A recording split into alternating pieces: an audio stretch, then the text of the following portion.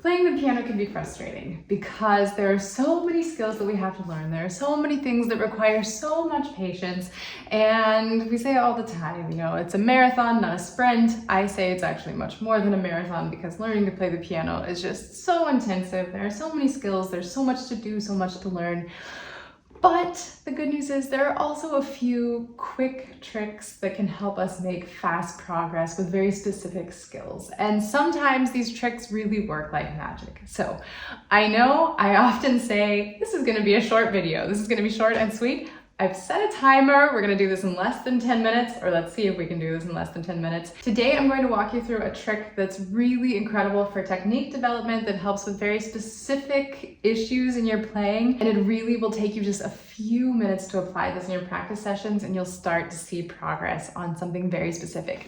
So let's dive right in. This trick will actually address two important issues. One of them is that when we're playing piano, I am not an advocate for curved fingers. I think that ends up with a lot of tension in our hand when we have that imagery sometimes. We sort of start to play with a claw, which is not helpful and not conducive to playing piano fluently.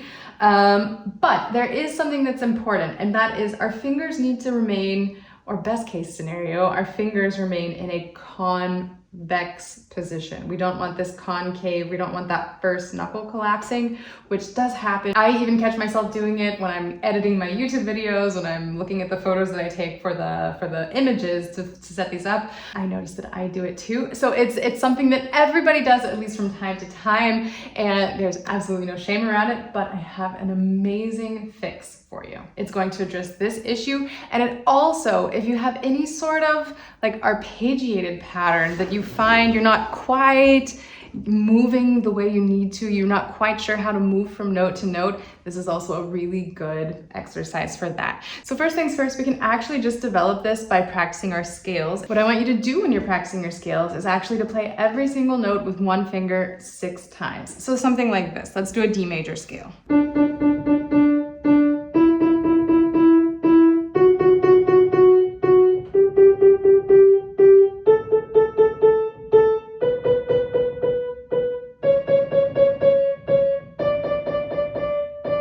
Not only does this help you make sure that you're keeping that first knuckle nice and strong and it's developing that muscle structure in your hand as well, it's also going to help you make sure that your wrist is staying in a nice relaxed position, and it's going to help you feel really secure on your fingertips. It helps you find the position of your arm and your body that will help support playing each and every note in the best possible way. I personally wouldn't do the scale up and back down. I think that that's just kind of asking to fall into autopilot and not pay so much attention while you're practicing.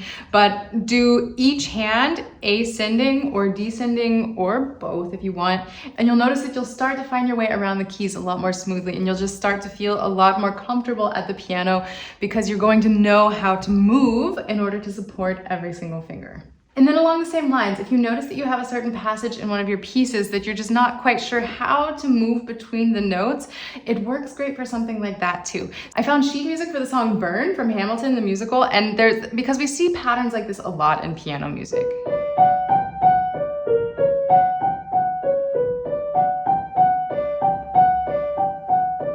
And that sort of pattern, if we're not really secure in how to support each finger, it can be kind of a dicey pattern to play because it requires flexibility, moving around, but every finger really has to be very well supported. And then you can also take that exercise that we did for the scale and apply it to short passages in your music. So maybe not 6 times per note because that's just gonna drive you crazy, but something like 3 times works really well.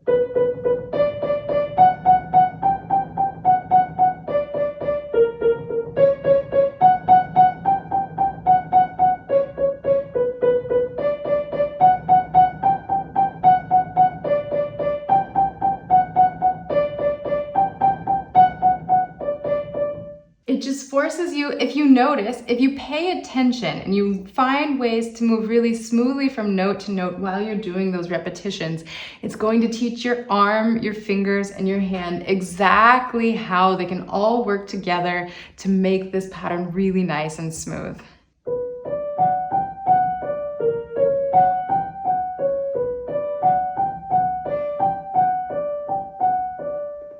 This is habit formation, so you might need to do it over a period of time, but if you have passages like this in your music that you feel like you just can't get comfortable playing, you just can't quite figure out how to move between the notes, test out this trick. Let me know how it goes, and I will see you here next Friday. As always, if you found this video helpful, please give the video a like, subscribe to the channel for more content like this, ring the bell so that you get updated every single time a new video is uploaded, and I look forward to hearing you and hearing all about your piano journey.